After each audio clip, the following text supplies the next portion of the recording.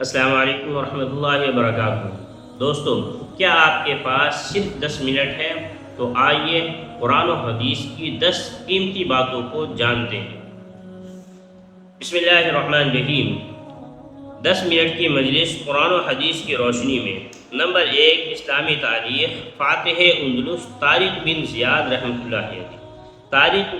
فاتح اندلس طارق بن زیاد رحمۃ اللہ علیہ تاریخ اسلام کی وہ ہستی ہے جنہوں نے اندلس یعنی اسپین کے رہنے والوں کو انسانوں کی غلامی سے نجات دلائی۔ وہاں کا بادشاہ کمزور لوگوں پر بہت ظلم کرتا تھا۔ وہاں کے باشندوں نے موسیٰ بن نصیر سے بادشاہ کے ظلم و ستم کی شکایت کی اور مدد کی درخواست کی۔ موسیٰ بن نصیر نے سن 51 ہجری کو 7,000 کے لشکر کے ساتھ طارق بن زیاد رحمۃ اللہ علیہ کو اسپین روانہ کیا۔ وہ الجزیرہ وغیرہ کے علاقوں کو فتح کرتا ہوا بادشاہ رزیق کے لشکر کے سامنے پہنچ گیا۔ بادشاہ کے ساتھ 1,00,000 کا لشکر تھا۔ موسیٰ بن نصیر نے طارق بن زیاد رحمۃ اللہ علیہ کی مدد کے لیے مزید 5,000 کا لشکر روانہ کیا۔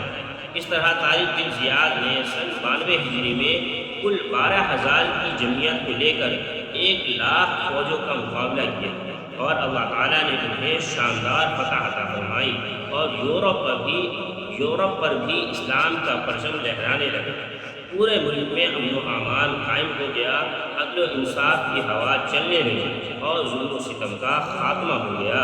پھر بعد میں اسی اسپین میں مسجد قرطبہ نامی ایک تاریخی مسجد بنائی۔ اس کی لمبائی 500 فٹ کے قریب تھی۔ اس کی محرابیں 1,777 ستونوں پر قائم تھیں، 70 ستونوں پر قائم تھیں، اور تقریباً 300 خدام کام کرتے تھے۔ نمبر 2، حضور صلی اللہ علیہ وسلم کا معجزہ، کھارا پانی کا میٹھا ہونا۔ تمام بن نفیل رضی اللہ عنہ بیان فرماتے ہیں کہ میں نے رسول اللہ صلی اللہ علیہ وسلم کی خدمت میں حاضر ہو کر عرض کیا کہ یا رسول اللہ، ہم نے ایک کنواں کھودا ہے مگر اس کا پانی کھارا ہے۔ آپ صلی اللہ علیہ وسلم نے مجھے ایک مشکیزہ عنایت فرمایا جس میں پانی تھا، اور فرمایا اس پانی کو اس میں ڈال دینا۔ میں نے وہ پانی کنویں میں ڈال دیا تو اس کا پانی میٹھا ہو گیا۔ نمبر 3، ایک فرض کے بارے میں، پردہ کرنا۔ قرآن میں اللہ تعالیٰ فرماتا ہے، اے عورتوں، تم اپنے گھروں میں ٹھہری رہا کرو اور دور جاہلیت کی طرح بے پردہ مت رہو۔ فائدہ، تمام مسلم عورتوں کے لیے ضروری ہے کہ جب کسی سخت ضرورت کے تحت گھر سے نکلے تو اچھی طرح پردے کا اہتمام کرتے ہوئے باہر جائے، کیونکہ پردہ کرنا تمام عورتوں پر فرض ہے۔ نمبر 4، ایک سنت کے بارے میں، شیطانی وسوسے سے بچنے کی دعا۔ شیطانی وسوسے سے بچنے کے لیے اس دعا کا اہتمام کرنا چاہیے، ربی اعوذ بک من ہمزات الشیاطین و اعوذ بک ربی ان یحضرون، یعنی اے میرے رب، میں شیطان کے وسوسے سے تیری پناہ چاہتا ہوں، اور اے میرے رب، تیری پناہ چاہتا ہوں اس سے کہ وہ قریب آئے۔